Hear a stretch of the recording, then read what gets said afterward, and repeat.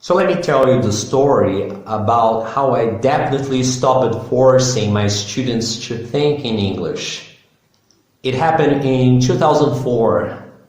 It was my first year working as a private English teacher, and I was teaching this couple. The husband, he used to speak English very well. He had studied English at one of those traditional English schools for 12 years. And he had a British accent, and he used to speak English very well. And his wife, she was the one that desperately needed to learn how to speak because she had a job proposition in Brasilia. The salary for that position was something about 18,000 reais. And so the only problem she had to get that job was that she wasn't able to speak. So one day I was teaching them, and I asked the husband a question about his living room, and it was very interesting because, I asked him, describe your living room, and his answer was, oh, in my living room has a big flat screen TV.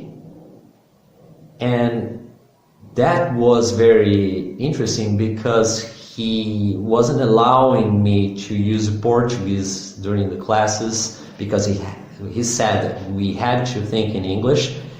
And when he answered, in my living room has a big flat screen TV, he definitely showed me that he was thinking in Portuguese. Why? Well, because when you speak, in my living room has a big flat screen TV, you're speaking like Brazilians do.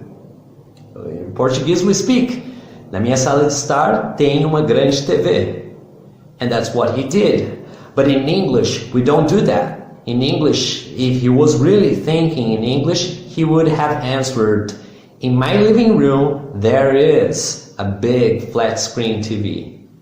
So after that, I had to tell him, okay, you're thinking in Portuguese. Because if you were really thinking in English, you wouldn't have answered that way, you know. So he got very angry. After all, he didn't want to attend classes anymore. I lost the students.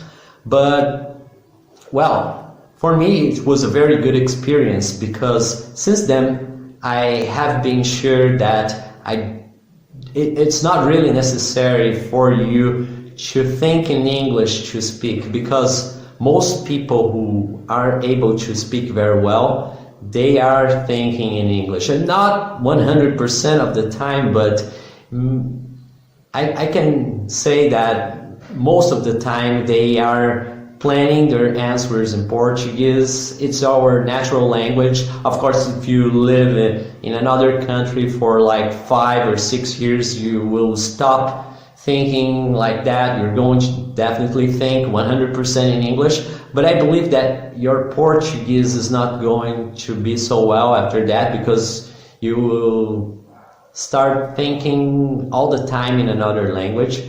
But that's not the case for most of the people that live here in Brazil, and I'm quite sure that you're not going to speak English 100% of the time here. So that's why my methodology is designed to help the student use Portuguese along with English, and you're not forced to think in English all the time like most methodologies do.